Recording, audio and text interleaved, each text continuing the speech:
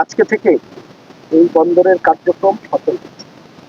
ব্যবসায়ীদের সাথে কথা হয়েছে, আইন শৃঙ্খলা বাহিনী নিয়োজিত সদস্য যারা আছেন, বিজেপি, কোস্টগার্ড সহ অন্যান্য যারা আছেন তাদের সাথে, পুলিশ তো আছেন তাদের সাথে কথা হয়েছে, এবং আপনার সিএনএফ যারা আছেন তাদের সাথে কথা হয়েছে, কাস্টমস, এনবিআর সকল স্টেক হোল্ডারদের সাথে কথা বলে আজকে থেকে এই কার্যক্রমটি পুনরায় চালু করা হয়েছে জনগণের দাবির প্রেক্ষিতে।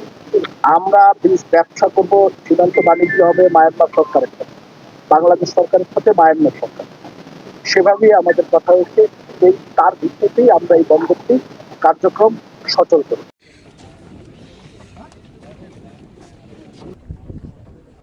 এই পোর্টকে কেন্দ্র করে এই বিষয়টি নিয়ে আমরা খুবই সচেতন আছি, এবং পোর্ট অপারেটর যারা এবং আমাদের আইন শৃঙ্খলা বাহিনী যারা আছে তাদের সাথে আমাদের যেটি কথা হয়েছে, এই পোর্ট এবং পোর্টকে কেন্দ্র করে কোনো কার্যক্রম, কোনো রোহিঙ্গাকে কোনোভাবেই এখানে আমরা অ্যালাউ করি।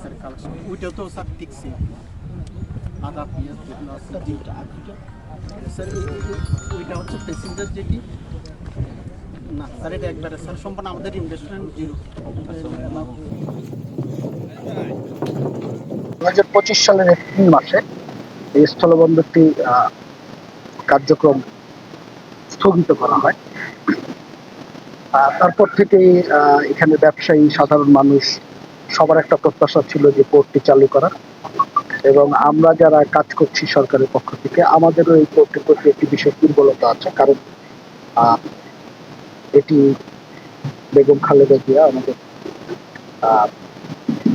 নেত্রী,